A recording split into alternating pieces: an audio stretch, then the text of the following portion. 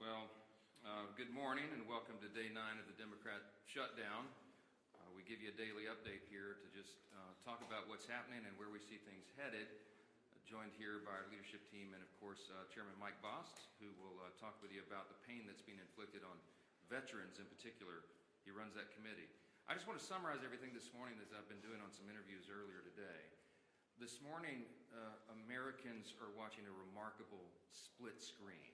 Two things happening simultaneously, and there's a rather stunning contrast between the two. On one screen, you see President Trump and Republicans delivering for the American people.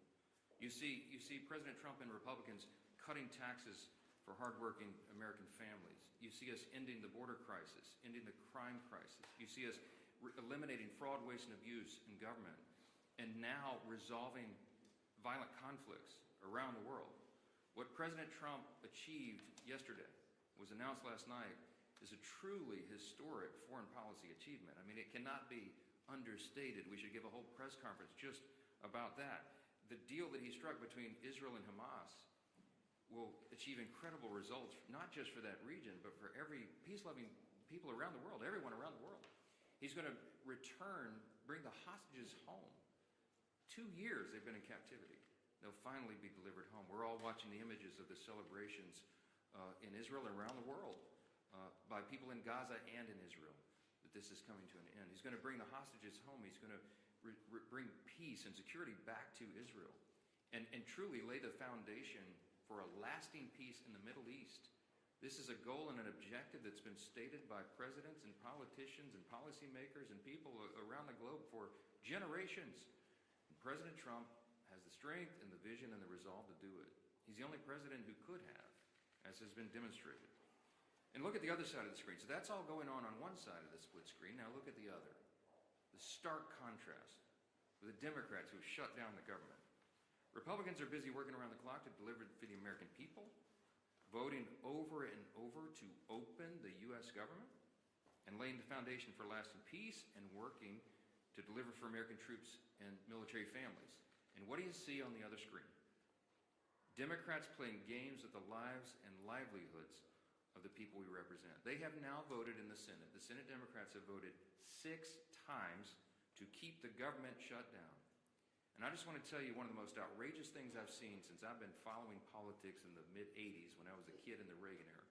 Chuck Schumer did an interview last night and bragged, this is what he said, quote, he had the audacity to say, quote, every day of this shutdown gets better for us, his party. I don't even know how to comment on that. It's so stunning to me how callous he can be to play political games and use American citizens as the pawns in a political game. We're in day 9. The consequences of this Democrat shutdown are very real, and he can mock it and he can pretend like it gets better for him. It doesn't. It doesn't get better for the country. Right now, half our civilian federal employees are on furlough. Real, vital, critical services that American citizens in all categories rely upon are halted. And when we talk specifically about our military, right now service members, military personnel at home and abroad, as well as Border Patrol agents, TSA, air traffic controllers, they're all working without pay. I was on C-SPAN this morning on that program they do in the morning where American citizens call in. They have a Republican line, Democrat line, and independent line. One of the callers called in and she was so upset. She's a young military mother. And she has 2 special needs children, as she told her story. In tears, she's so angry, and so am I, that their services are being delayed. I mentioned here at this podium last few days, I mean, I have a big military district in Louisiana's 4th District. We have Fort Polk in Barksdale Air Force Base. Lots of airmen, lots of soldiers. Many of them are deployed right now, defending your freedom around the world. And they've left their young families at home. They live paycheck to paycheck, many of these service members. And this is not a game.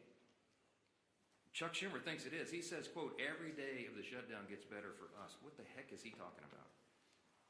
All of us on this side, we're kept up at night. This is a sad situation, and we've got to get through it. Almost 3 weeks ago, just by way of quick review, the House did its job. We did the responsible thing. We passed a clean, continuing resolution, no frills, nothing to it, 24 pages, bare minimum, to keep the lights on, so that Republicans and Democrats can do their work, and get together and do this job, to deliberate and negotiate and go through the process that Congress does on everything all the time, to work on all these issues. We voted to keep critical programs funded, and that ensures federal workers get paid, that our troops and TSA agents and Border Patrol and many more get their paychecks. We had that vote almost 3 weeks ago. Virtually every Republican voted to keep the government open and to make sure those paychecks are done. The Democrats in the House, all but one, voted to close the government and, by extension, stop paying troops, stop paying TSA agents, Border Patrol, air traffic controllers, and all the rest. We've done our job, and the Democrats need to do theirs now. That ball has been sent to the other court. That is the place where it lands right now. 6 times, I remind you, they voted to shut it down. We need 5 Democrats to break ranks. We need 5 of them to wake up and come to their senses and do the right thing for the American people. How long are they going to allow this pain to be sustained? I talked with the president last night. He called me after the peace deal was done, and he and I both lament, we all do, this terrible situation that we're in. While we're working to do all these positive things for the people and even settle conflicts around the world, the Democrats are playing games. It's political theater to them. They've reduced Americans' pain to a political prop. I'll just say this briefly. I'm going to let the other leaders speak here, but just a few things that you've seen. While we're doing all this work, we're working around the clock to deliver on all these things I've just listed. Democrats are playing games. They film themselves wandering the Capitol, beating on doors and posting flyers and pretending to look for their colleagues. They hosted a live stream. Oh, it's so embarrassing. House Democrats hosted this live stream where they ate candy and told terrible jokes to each other. They had an audience smaller than this room for the whole country. The leader of the Democrat Party is bragging about the cost that this is being borne by the American people. And just yesterday, I had 2 Democrat senators come over and stage a failed publicity stunt outside my office. I heard about it, walked out and confronted them and set them right on the truth.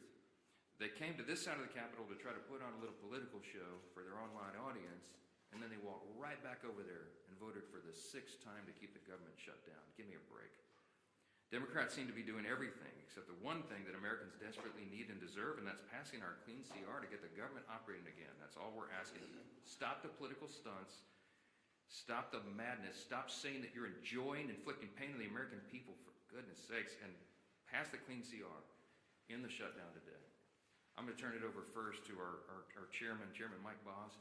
He, as you know, works on all things regarding American veterans. He's the chairman of our committee that handles all of that. And we just wanted him to talk specifically about the costs that are being borne by our veterans because the Democrats shut down. Chairman? First off, I want to say thank the Speaker, and let me tell you this. I believe Secretary Collins and the administration is trying to do everything they possibly can with the money that we actually provided for them in advance for our veterans. Thank heaven we did. So the healthcare side and appointments and everything through our VA from that side is not in jeopardy yet.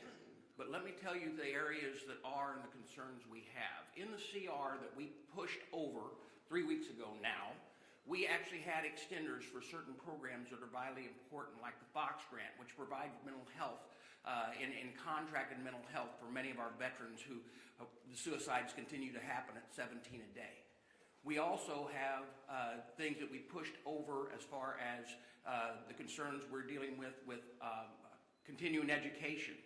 Continuing education is starting to fall by the wayside. The concerns that we have with other programs like this, there's about 7 of those programs, but those are going to start falling by the wayside. Now, one of the concerns that we're already hearing is the GI Bill. Right now, we're hearing rumors that as many as half of the people that have a GI Bill are not receiving GI Bill payments to their universities, and therefore, when they get on the line to try to call to make sure that their education will continue and it'll be paid for, to try to straighten it out, there's no one there to answer the phones. That is a concern. Day to day, our veterans are trying to make ends meet. Day to day, they're trying to hold on to their benefits. And day to day, they keep hearing these concerns, and they're going to continue to get worse. As a veteran, and as someone who tries to provide for them, the fear that I have for them is as this goes on, it will only get worse. It's not a game. It affects real people's lives. Another program that's out there that is concerning is those that might be needing home health care. Those are private providers. Now, like I said, Secretary Collins is trying to shift things around, but the authorization language expired on the 1st of October. Folks, this is not a game. It's very, very serious. And let me tell you this as well. As I watch us coming up on the deadline on the 15th, that the first time that our not only our veterans in dealing with this, but our military personnel, our young enlisted that may have spouses and children that are making it payday to payday, are all of a sudden trying to figure out, I'm living payday to payday, but I'm going to get no pay due. Let me tell you, that's personal to me. That's who I was. When I joined the United States Marine Corps, I was 18 years old and turned 19 in boot camp, got married, got out of boot camp, had a child. And for a short period of time, it was during the Carter administration, and we were living payday to payday. And when you saw no pay due, not everybody's got a parent that they can call. And you don't have a credit rating where you can actually call a banker. And you know what? Rent's still due. Food's still got to be put on the table. And for someone to say, hey, you know what? It's getting better for us every day. It's not getting better for them every day. And they are the people that are standing on the front line to keep this freedom of this nation in place. We are going to continue to do our job. We did our job. We sent it to the Senate. All of these things that I talked about were in that continuing resolution. And we made sure from our part at the VA committee that they were. It is time that the Democrats quit playing games with those people who they claim that they're all for, our veterans and those who serve this nation. Thank you. Well, thank you, Mr. Chairman, and it just shows you the real cost of a government shutdown that Chuck Schumer's imposed on the country. We hear over and over these stories, and we're hearing more of them every day now that we're in the 8th day of this shutdown. The pain that is being inflicted on real people. I did a town hall meeting last night with thousands of people on the call, and a number of people talked about the problems they're experiencing, seniors that want to make sure their Social Security checks are going to be delivered. Obviously, families of military personnel, we know those stories. We hear those stories. And what does Chuck Schumer say? You know, I read you the quote yesterday of a senator just a few days ago who said, quote, "The point of this shutdown is not just suffering for suffering's sake, but to make a point." That was a different senator. And then yesterday, Chuck Schumer, of course, says, quote, "Every day this gets better for us." So you've got to ask yourself, if you're Chuck Schumer, and a good day for you is defined by how much suffering you can impose on other people, including our men and women in uniform, maybe you need to look in the mirror and check yourself at the door and wonder what it is you're up here trying to accomplish. Is that really why Chuck Schumer ran for office? To inflict pain on other people so that he can have a good day, a better day for himself. When that is your measuring stick for a good day, is how much pain you're inflicting on other American families, you have lost your way. And yet they vote over and over again to keep the government shut down. While trying to talk about other issues, we can be talking about those other issues without inflicting pain on people. We can be debating our differences, as President Trump said he wants to do, by opening the government back up again. And by the way, once we get the government back open again, if Democrats ever come to their senses, we still have a lot of differences to resolve. Those differences don't just get resolved tomorrow. November 21st gets closer every single day too. And then they're going to try to hold the American people hostage again on that deadline for some other unrelated issue, so that they can inflict more pain on the American people. But don't worry, Chuck Schumer will be having a good day if that pain's going to be inflicted on others. Thank goodness we have a president in the Oval Office who continues to stay focused on the job he was elected to do by the American people. And Speaker Johnson just pointed out, how critically important that job President Trump is doing. You know, as we mark the 2-year anniversary of the horrible Hamas attacks on Israel, President Trump is brokering a release of all the remaining hostages so that those families can finally get closure. Hopefully, some are still alive. We know, sadly, some are not. But those families want to have that resolved. They want to see their loved ones come home. And President Trump has worked tirelessly. He said he would work tirelessly. And he continues to deliver for the American people. He continues to lead on the world stage and stand up to the bullies around the world. He continues to fight for American families who are counting on him. And then you look at what he has to fight against. He's got to fight against governors who are going to court to block the president from keeping the citizens of those states safe. You're in Chicago, Illinois. You don't care about the party affiliation of a criminal. You just want to be safe in your community, and today you're not. And President Trump is trying to make you safe. You would think your governor for one day would put aside those petty differences and say, well, gee whiz, Mr. President, finally we agree on something. But no, the Democrat Party has made a decision. Every day they wake up and they just want to fight Donald Trump. It doesn't matter what it is he wants to do. He wants to keep communities safe. They're going to fight him on it. He wants to keep the government open. They're going to fight him on it. President Trump wants to make sure our troops are paid. Chuck Schumer wants to fight him on it and talk about how good of a day it is for Chuck Schumer. When that happens, their party has lost their way. And it's not too late to come back. And so there will be other votes. Hopefully, we get 5 more Democrat senators that come to their senses and stop inflicting this pain on the American people. It's causing real harm on families. And hopefully, they stop worrying about what that measuring stick is that says they have a good day only when the American people are having a bad day. Stop inflicting pain on the American people, Chuck Schumer, and open the government up. End this madness. Our whip, time out.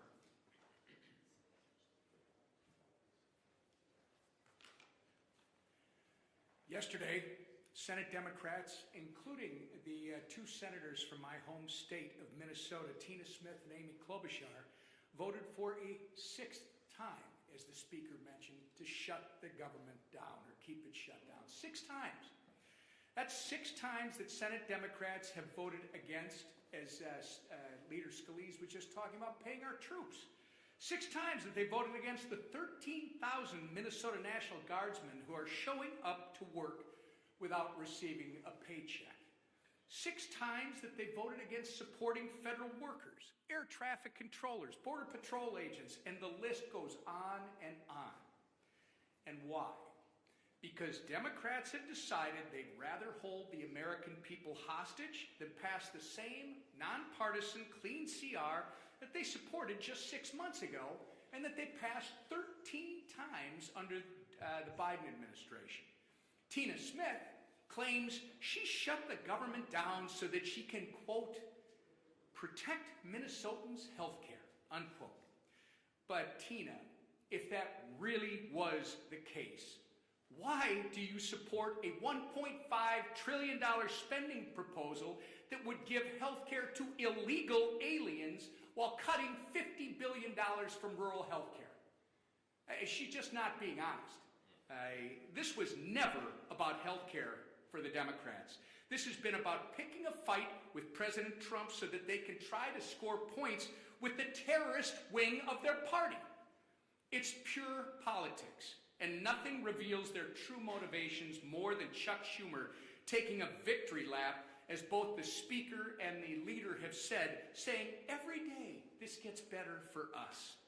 So every day that our troops, TSA agents, and air traffic controllers work without pay is a better day than the last? That's disgusting. And every single person in this room should be holding Chuck Schumer accountable for his words. Unfortunately, Minnesota's 2 senators continue to follow Chuck Schumer off the end of the political pier with their needless shutdown. Earlier this week, our entire Minnesota Republican congressional delegation sent a letter to Senators Smith and Klobuchar urging that they please do the right and responsible thing by passing the House's nonpartisan clean CR and end the massive amount of pain that they're inflicting on Minnesotans and the American people. Our message today is still the same, and it's not going to change. All of us are united. It is enough with the games. Pass our CR, get the government up and running again for Minnesotans. And I say this to my two senators, the people that elected you to do your job. Do your job. Your constituents deserve better than this. And with that, I turn it over to our conference chair.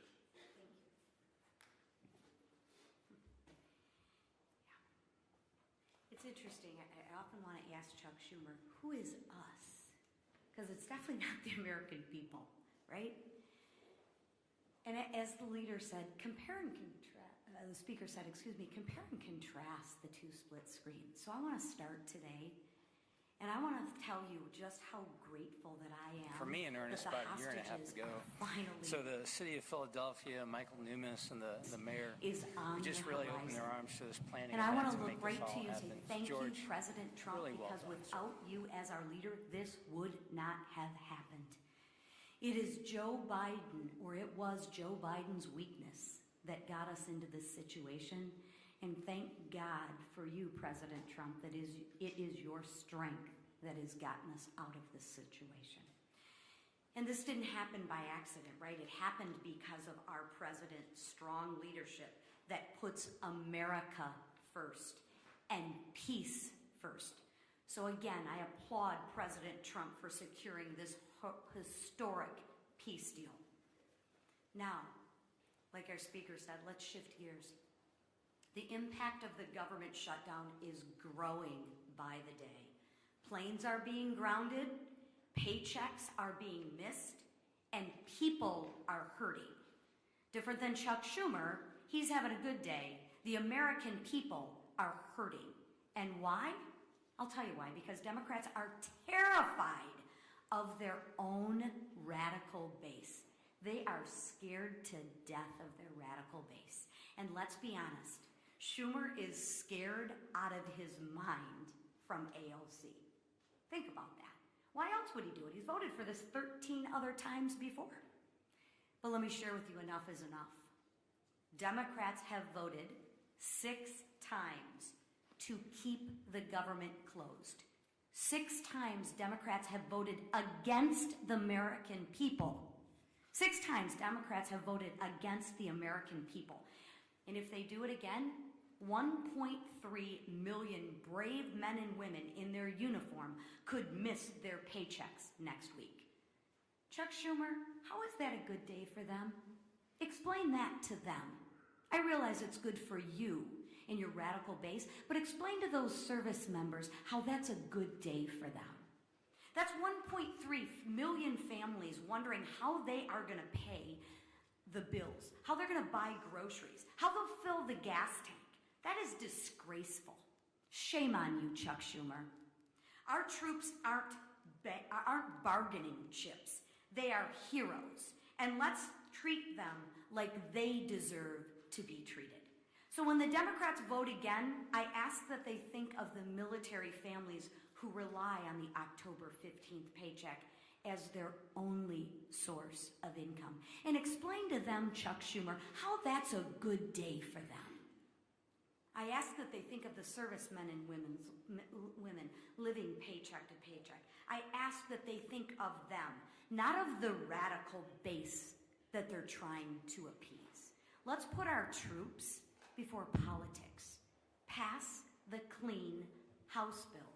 Open up the government and pay our troops.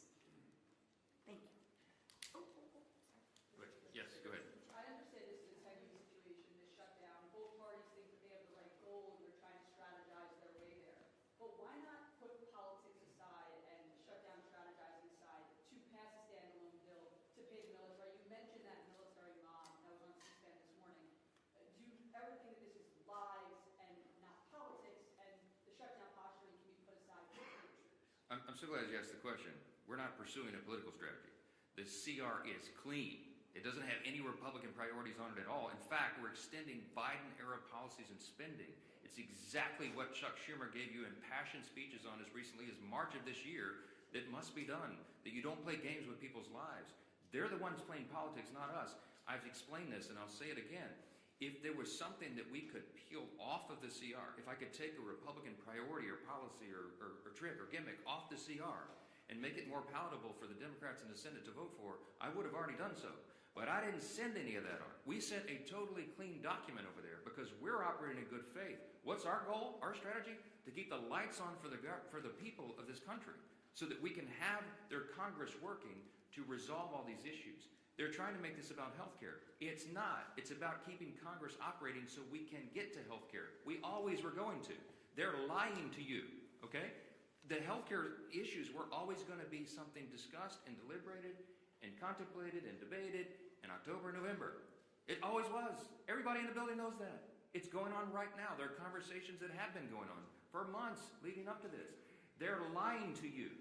They're playing political games. They're trying to pretend that a December 31 policy issue has something to do with the fiscal cliff that we faced on September 30th with a shutdown. And they're doing that out of desperation. Why? Because their policies are so unpopular. The Democrat Party is in free fall. They have no leader. They have no policy that they can present to the people. Their platform was reputed in the last election. President Trump won every swing state in the popular vote. The House Republicans had the highest popular vote in the history that's ever been recorded. Why? Because the American people rejected the woke progressive nonsense that they're all still clung to. So they don't have anything. I mentioned yesterday, they just had a poll. The Democrat Party has the lowest approval rating of any time since polling began. So what do? They're desperate. There's a rising Marxist wing in the Democrat Party. They're about to elect a mayor of New York City. Chuck Schumer's from New York. He sees a rising Marxist challenge to himself. And there's one thing that Chuck Schumer cares about more than anything else, and that is his Senate seat. The guy's been in Congress for 44 years. He doesn't know how to live life outside this building, and so he will do anything to make sure that he keeps that seat. He thinks the AOC is going to challenge him or some other Marxist. I'm just telling you the plain truth, and I take no pleasure in this. I'm trying to muster every ounce of Christian charity that I can, but this is outrageous. He's playing games with the American people. Real people are being hurt. Veterans and troops and everybody, people that rely on these services. God bless America. Do the right thing and open the government. Yes.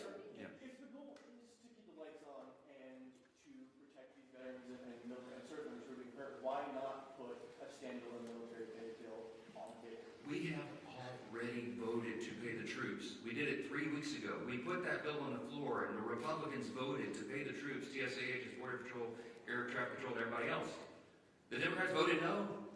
Go pull the records. 3 weeks ago, we had the vote. Only one Democrat voted with us to pay the troops. We've done it. The House has done its job. The reason the House is in here in regular session is because they turned the lights off. We passed the bill, pay the troops, pay all these essential workers, provide services to the American people. We sent it over there clean. It's 24 pages. It's a bare bones document. It has no Republican priorities on it at all. It's exactly what they voted for before. And they decided to turn this into a political stunt.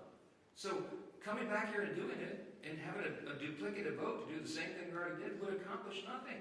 Because Chuck Schumer's going to stop it in the Senate. They're playing games. He's enjoying it. He told you in his own words, every day of the shutdown gets better for us. Golly, it's despicable to me. Last question. Yesterday, you came out and engaged Senator Gallego and Kelly. Called this a photo op. Publicity stunt. You called this a publicity stunt. Yesterday, Mr. Lawler went down and confronted Mr. Jeffries afterwards. I guess my question was, you as the speaker, considering how the tensions are rising in the building, if you had the House here, everybody here, there would be fights in the hallways. Are you concerned, and is it incumbent upon you as the speaker to try to lower this temperature? When we see what happened outside your office yesterday, you engaged with the senators, Mr. Lawler coming downstairs and engaging with Mr. Jeffries, who, he really gave it back to them. But I've not seen that type of confrontation in this building in my 30+ years. I haven't either, Chad, and it concerns me. I've been here longer than you. I know you have. Look, since I got here, January 2017, I've been working on restoring civility to the institution. The first thing I ever did in Congress was draft the Commitment to Civility. I was proud that 52 out of 53 members of my freshman class, as I remember, signed on to that. Republicans and Democrats. Treat one another with dignity and respect. Let's have policy disputes, but not make it personal. This gets personal. Emotions are high. People are upset. I'm upset. I'm a very patient man, but I am very angry right now because this is dangerous stuff. And so, is it better for them probably being physically separated right now? Yeah, it probably is, frankly. I wish that weren't the case. But we do have to turn the volume down. The best way to turn the volume down is to turn the lights back on and get the government open for the people. Do the right thing. We need 5 Senate Democrats. Remember, it's math. We have to have 60 votes in the Senate to do this. Every Republican in the building is voting to open the government. The president wants to open the government. We need a few more Democrats because we only have 53 Republicans in the Senate. We got to have a handful of Democrats to join and do the right thing, and I hope they will. We'll keep you posted, wait for developments, and let's pray this ends soon. Thank you. Is the House in session next week?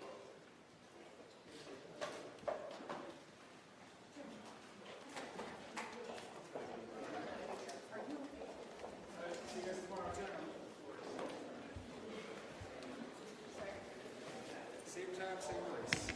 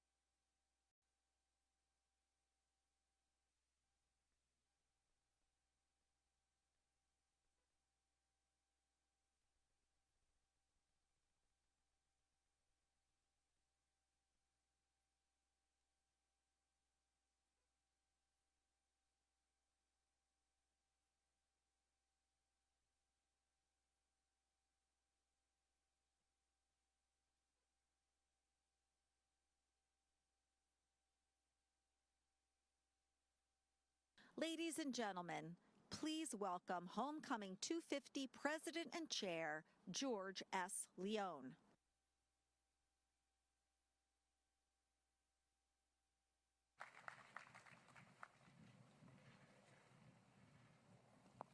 Thank you, and thank you all for coming. It's such an honor to be here and to have such distinguished guests with us today. Governor Murphy, Governor Shapiro, Mayor Parker. I want to thank them for their support. I want to thank Lockheed Martin and all of our partners for their support. This has been 5 years in the making. 5 years of volunteers planning to make sure that the Navy and the Marine Corps celebrated their 250th birthdays in their birthplace, Philadelphia and the Delaware River.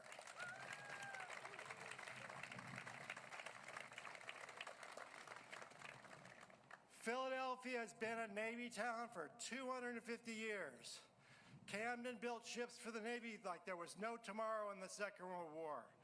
This city and this area have supported the Navy and the Marine Corps with heroes and service members for so many years.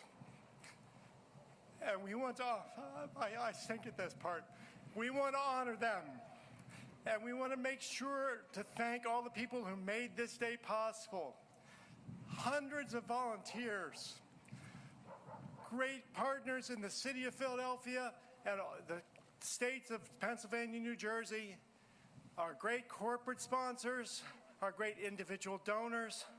Everyone made this day possible to remind us that there are young men and women out there defending this country every day, that there are veterans who have served this country so well. I used to be a lawyer and I used to argue all the time. And somehow I can't get through these things without getting choked up. But anyway, thank you all for coming. Thank you for being here. And most of all, thanks to the Navy and the Marine Corps who have gone Herculean efforts to make this possible, this wonderful whole week celebrating the Navy and the Marine Corps 250th celebration. So I encourage all of you who are listening and seeing this, come to the wonderful festivities that we have planned. They go on for the week, the touring of the Navy ships, the parade for 7,000 people, the concert with Patti LaBelle and the Navy Band and the Commandant's Own Marine Drum and Bugle Corps, the Navy 250th commemoration. Come to all these events to show our support for our veterans, to show our support for our service members, to show our pride in our city, and to show that to remind us what unites us. Thank you very much. I hope you enjoy the ships coming up and the overflight, and have a great time, and go Navy, go Marines.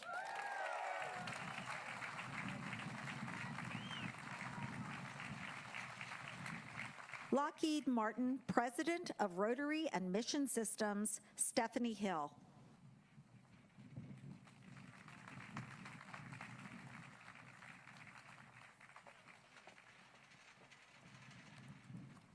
What a great day. Good morning. Good morning, everyone. Governor Shapiro, Governor Murphy, Mayor Parker, Lieutenant General Shea, and all of the wonderful people who are here today. I am so honored to join you here to celebrate the U.S. Navy and Marine Corps 250th birthday. I also want to thank George Leone for his Herculean efforts to organize this wonderful celebration. I think maybe we should make him an honorary admiral. That's what I'm thinking. You know, I've done a lot of hard things in my life, but trying to capture in 2 minutes what the United States Navy has done for this country and for our allies seems nearly impossible. From the bold and unflinching leadership of John Paul Jones during the American Revolution, to the sailors intercepting Houthi drones and missile attacks in the Red Sea as recently as this year, I am simply in awe of what our U.S. Navy does. Lockheed Martin's blood runs blue and gold. We are more than an industry partner. We want to be more of an industry partner for you. We are a shipmate, someone you can turn to have your back when the sea is raging. Take a short drive from here, I think some of you might be doing that, and visit Moorestown and see the pride of the engineers who provided Aegis technical expertise over the last 2 years supporting those sailors in combat. We are so proud to serve you because we understand what you put on the line for all of us. Every single American and every single ally all around the world. So in this great city of Philadelphia, the birthplace of both the Navy and the Marine Corps, it is the privilege of a lifetime to stand beside my fellow Americans and say from the very bottom of my heart, thank you so much for everything that you do.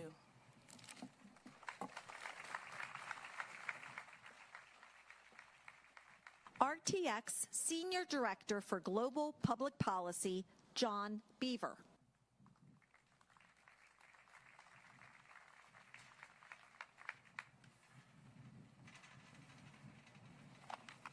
Governor, Mayor, Admiral, General, ladies and gentlemen, shipmates, current, former, and future. On behalf of RTX Corporation and our 3 amazing businesses, Collins Aerospace, Pratt & Whitney and Raytheon, it's my honor to add our voices to the more than 186,000 dedicated employees in offering birthday wishes to the United States Navy. It's a distinct pleasure personally for me. My father was commissioned following graduation from Officer Candidate School in 1953 and served as a submariner. I was commissioned following graduation from NROTC in 1987, and I overlapped on active duty for 2 years with my own father. I was then privileged to commission our son, and I overlapped with him for 2.5 years. He's currently serving as a lieutenant commander on a Pacific Fleet guided missile destroyer. So today is our family's birthday as well.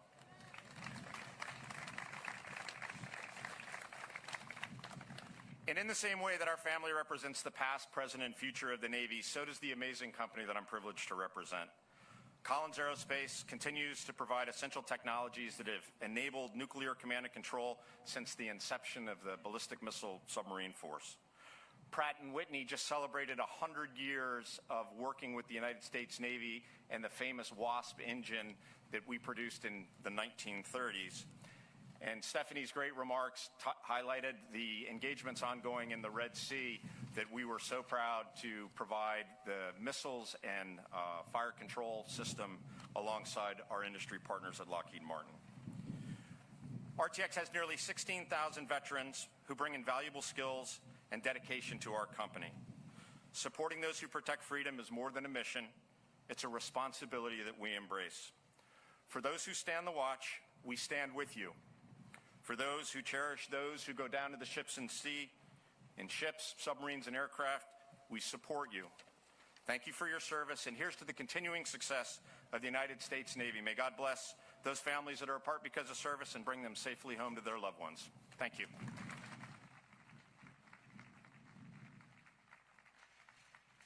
USO North Regional President Rebecca Parks.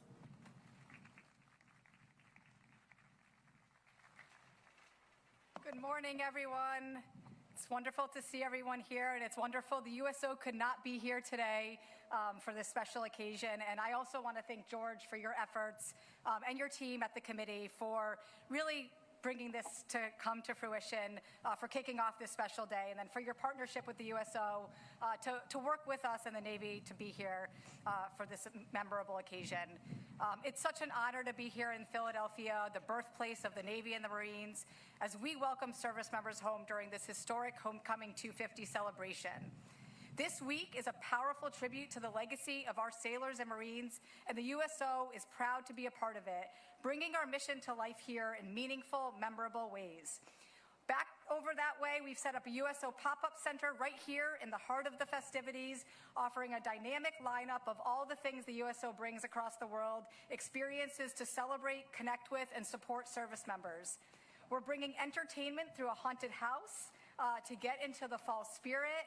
We are going to be celebrating on the 13th, the Navy's birthday, at the Flyers game, and we have partnered with Comcast to do a gaming tournament next week. We're creating moments of joy, camaraderie that remind our service members how deeply they are appreciated. And of course, we're happy to celebrate, like we do a lot of birthdays all throughout the year, very special birthdays this week, the Navy and the Marine Corps right here where their proud traditions began. It's a moment to reflect on 250 years of service and sacrifice and to look ahead with gratitude and resolve. We are also thrilled to announce this week the opening of a brand new USO Center at the Philadelphia International Airport, a vital touch point for service members and their families traveling through, offering comfort, connection, and care every day of the year. None of this would be possible without the generosity of our donors and partners. You fuel everything we do, all here in this city and around the world. And thank you to many of you who are supporting this week's events and all of our mission as you do every day. A special thank you to the Homecoming 250 Committee. Your partnership and vision have made this celebration truly unforgettable. To our sailors and Marines, thank you for your service, your strength, and your sacrifice. We are so proud to stand with you today and every day. Welcome home and happy birthday.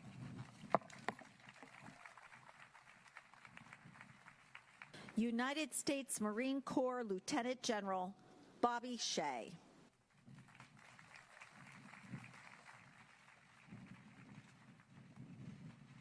Well, good morning, everyone. And a happy birthday. Awesome. Hey, super excited to be with you here today as we kick off our great 250th celebration, fulfilling the vision that many of us, that one of us had a long time ago, and now turning it into a reality. So well done, George, to you and your team. On behalf of the Commandant of the Marine Corps, General Eric Smith, I just want to thank everyone for your support and presence here today. I especially like to acknowledge Governor Shapiro, Governor Murphy, Mayor Parker, Representative Norcross. Thank you so much for your support, not just today, but for every day. You know, there's never been an America without the United States Marine Corps. Your Corps was born here in Philadelphia on 10 November 1775, a sacred date to all Marines. And our first recruiter and commandant, Captain Samuel Nicholas, began recruiting our first 2 battalions of Marines right here in Philadelphia, right down the street from us at Tun Tavern. And from its first recruits from the streets of Philadelphia in 1775 until today, the United States Marine Corps has been and will always be a fighting force, dedicated to the highest standards of discipline and warfighting from the sea. We serve as partners with our brothers and sisters in the Navy and could not be more proud of our service alongside them.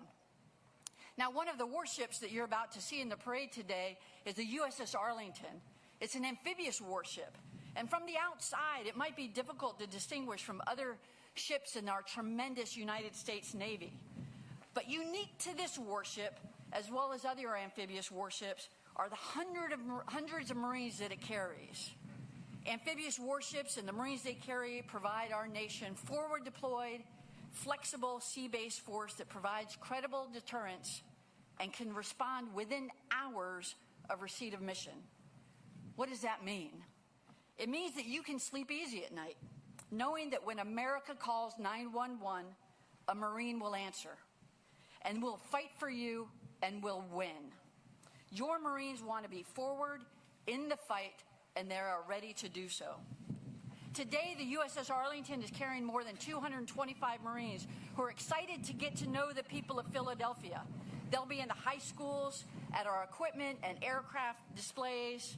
Our band will be playing, our silent drill platoon will be here, and you'll even see Marines sprinting up the Rocky Steps, even though most of them weren't even born when that movie was released. And we'll have a special guest there, the Sergeant Major of the Marine Corps. If you want to see motivation personified, you want to meet Sergeant Major Carlos Ruiz. But regardless of where you encounter a Marine or sailor this week, I encourage you to engage with them. Start a conversation. Let them share their story, many of which started right here in the greater Philadelphia region. You won't be disappointed. I want to personally thank each and every one of you for being here today to help kick off this wonderful week of celebration in support of the Navy and Marine Corps' 250th birthday. Thank you not only for your support this week, but every day what you do for us. Semper Fidelis.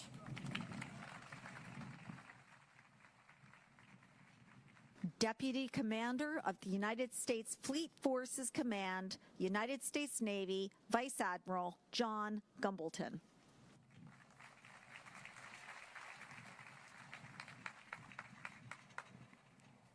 Well, good morning, everyone. What a great day.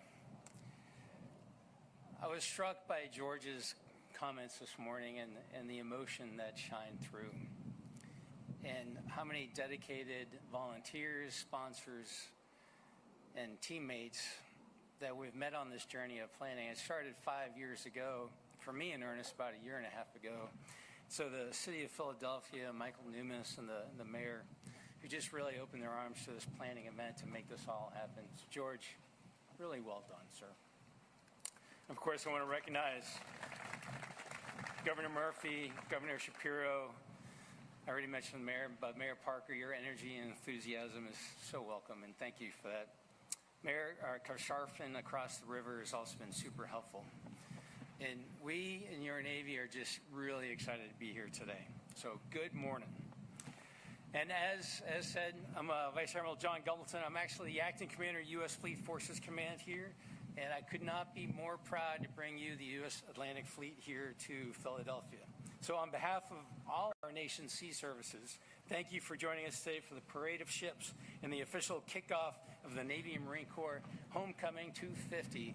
And really, this is kind of like kickoff for the nation's 250, isn't it? This is like the starter's gun for that run. And so this is really exciting.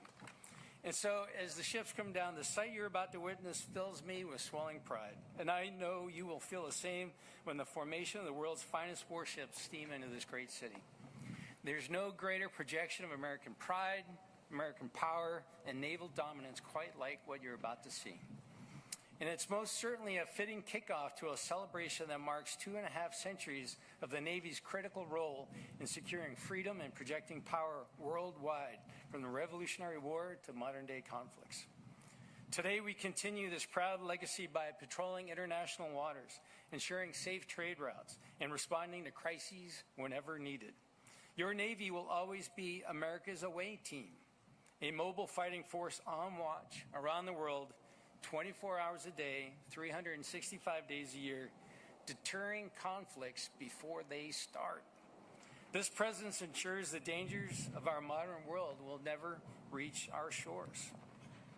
These ships you'll see are crewed with sailors, Marines, and Coast Guardsmen aboard, and symbolize our sworn duty to protect and defend our nation, our people, and our interests at both home and abroad. And I can say without a doubt that the warriors aboard these ships have been looking forward to this event all year long. We're ecstatic to be here, back to our roots where the Navy and Marine Corps were born, and thrilled to interact personally with the patriotic people of Philadelphia and the tri-state area. We look forward to showing you the lethality of our equipment and weapon systems and the mastery of our sailors through public ship tours. And that's why at the end of the day, no matter how exquisite the capability, for every missile that destroys a threat, for every jet aircraft launched, or every engine that steams, none of this happens without a sailor behind it. Don't get me wrong, the ships are cool, the jets are cool, everything looks cool, but it's the people. It's those sailors, it's those Marines that get it done. That's why we want you to meet and get to know all our men and women who do these jobs, who willingly sail far from home to ensure our homeland is safe and secure. So this week, when you see that sailor or that Marine or Coast Guardsman, stop them. Ask them what it is that they do. Ask them why they joined the Navy. And what we really want is to get that energy out here amongst our citizenry. So I'd like to thank you again for hosting us this weekend.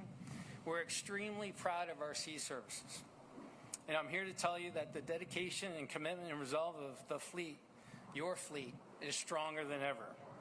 And that's precisely why your Navy, Marine Corps, and Coast Guard teams stand ready and vigilant to ensure any potential adversary remains acutely aware that the maritime environment is our domain. So in closing, I'll reemphasize how excited and ready these service members are to experience the hospitality and brotherly love that your city so graciously is offering us this week. Thank you again for welcoming your fleet back to its birthplace. And thank you for all that you do supporting America's warfighters. Mayor of the City of Philadelphia, the Honorable Sherelle Parker.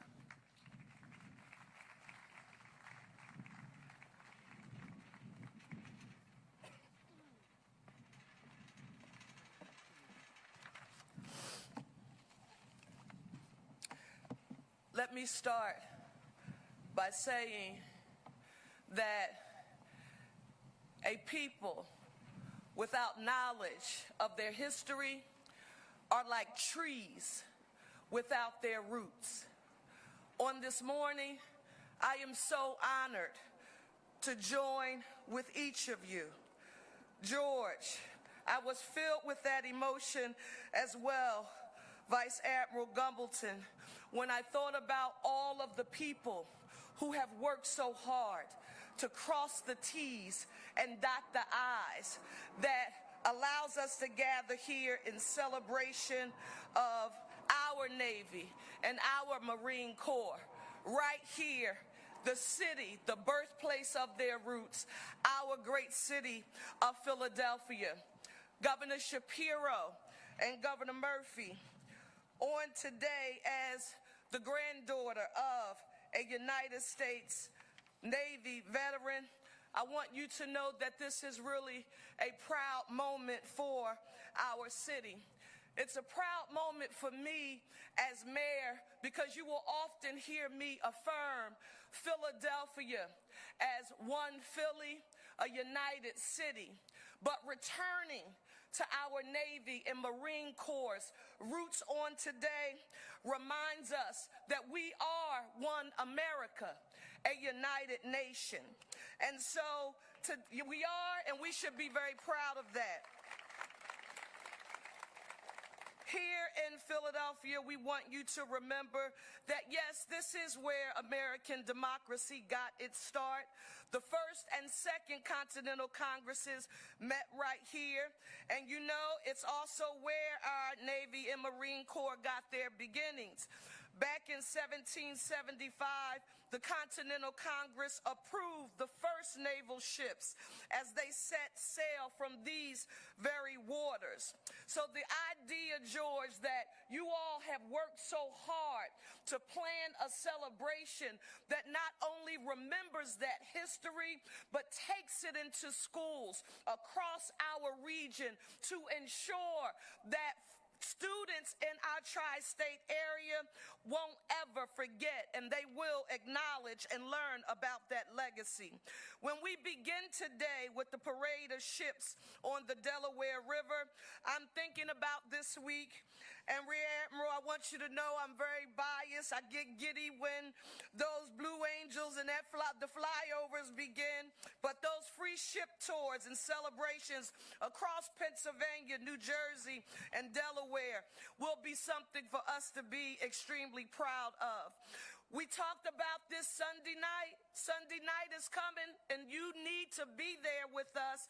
That Victory at Sea on our incomparable Independence Mall, featuring Philadelphia's own Miss Patti LaBelle and that Navy band and the Marine Corps drum and bugle corps. And then on Monday, I'm the mayor of Philadelphia. I need you to know the schedule so you can attend every event that's happening in this city. On the Navy's birthday on the 13th, we're going to host that grand parade. More than 7,000 participants, from active duty service members to our nation's future leaders. So to every sailor and Marine, both past and present, and to the families who stand behind them, a very grateful Mayor Sherelle Parker here in Philadelphia thanks you for your service and your sacrifice. You carry the American spirit with strength and, quite frankly, with style. And Philadelphia sees you, and we value you. So let's make history, have some fun, and show the world what the city of brotherly love and sisterly affection, one Philly, a united city, one America, a united nation. Thank you all, and let's have fun.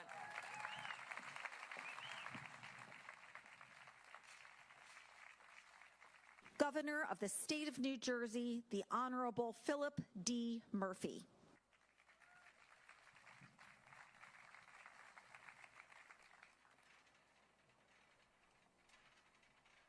Good morning, everybody.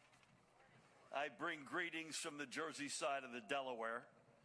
I want to acknowledge the leadership of the United States Navy and Marine Corps and all of your heroic members. George, God bless you.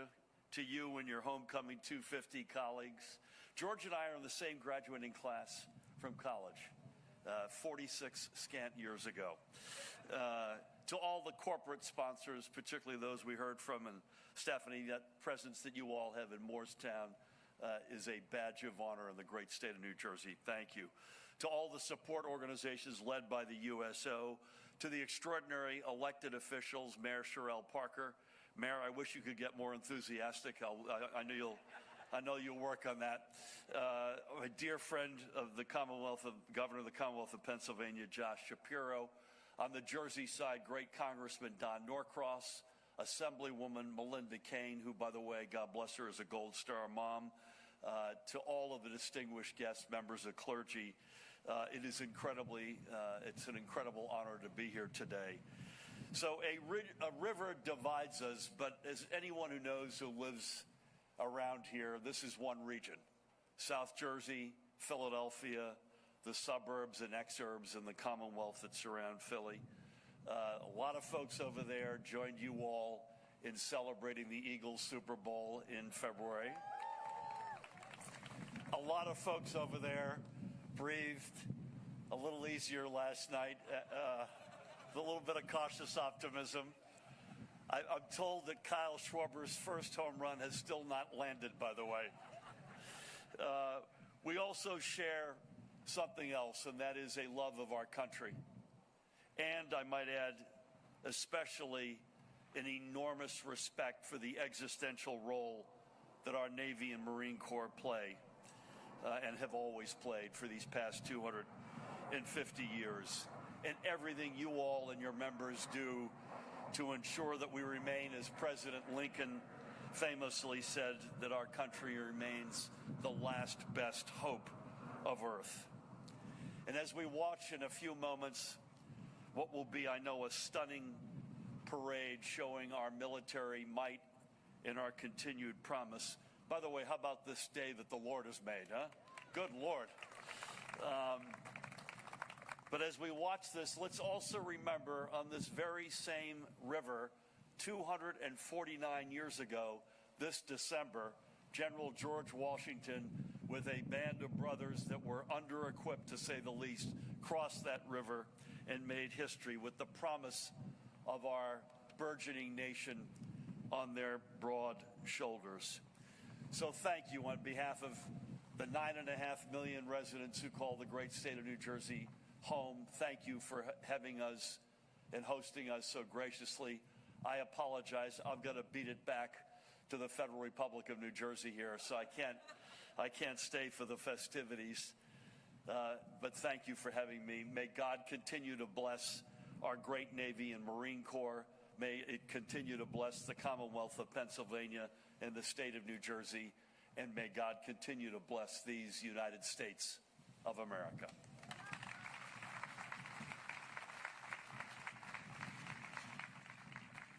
Governor of the Commonwealth of Pennsylvania, the Honorable Joshua Shapiro.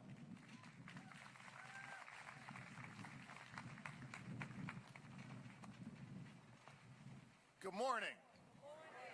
As Governor Murphy exits, I'll ask if any of the admirals can give him a lift back across the river, one of these beautiful ships. I want to thank Governor Murphy for being here and representing the great state of New Jersey, and I want to thank Mayor Parker for her leadership in helping us assemble today and organize what really is the kickoff event for USA 250 as we honor today and celebrate the Navy and the Marines, and hopefully later tonight we celebrate the Phillies and the Birds. I'm very proud of the fact that here in the Commonwealth of Pennsylvania, in this city, that this is where America's Navy and Marine Corps began, established to secure the blessings of liberty for our new nation and our people. And over the last 250 years, the U.S. Navy and U.S. Marines, well, they have defended that hard-won freedom and democracy here at home and around the world.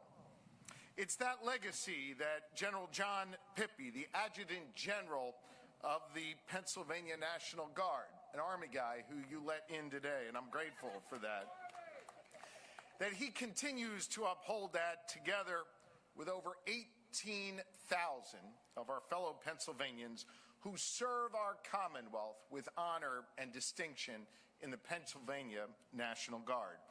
And I want you to know it is a legacy that is very personal to me. Because, of course, I'm honored to be here today to commemorate this historic celebration as your governor, but I'm also honored to be here today as the son of a Navy veteran, my father, who joins us here this morning. It's very humbling to be here with him. Pop, thank you for your service. I grew up for a few years of my life on a Navy base here in the United States where my father served. And through his work and his example, he raised me to have great respect for our service members and the important mission they have to defend our freedoms at home and abroad. We celebrate their history of service today. And we salute the Pennsylvanians, the more than 700,000 Pennsylvania veterans who defend us each and every day and who have gone out and spend their lives serving others. Your history began right here in Philadelphia with the bravery of American sailors and service members and with the craftsmanship of shipbuilders who forged the tools of freedom. It's been here in the city of Philadelphia, Madam Mayor, at the Navy Yard, where we built the American fleets that have protected our freedoms around the world since 1776.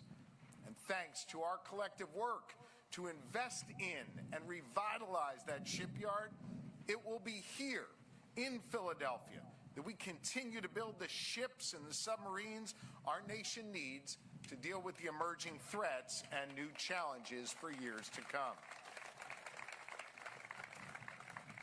That important work is strengthening our national security and our economy and giving opportunity to thousands of Pennsylvanians, hundreds of Philadelphia school children who will learn the trades necessary to build these ships and to secure our freedom for decades to come.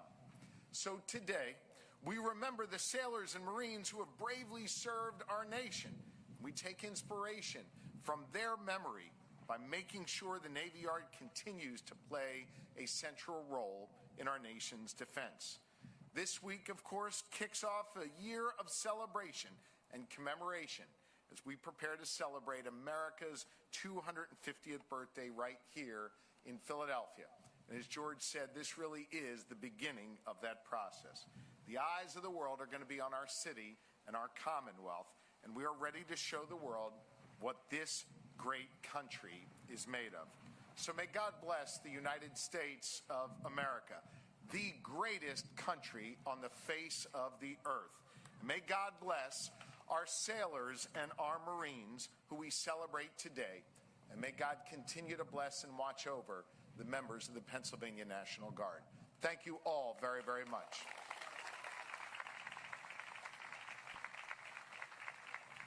For the blessings of the ships, Fleet Chaplain for the United States Fleet Forces, Captain Robert Christian. Please stand.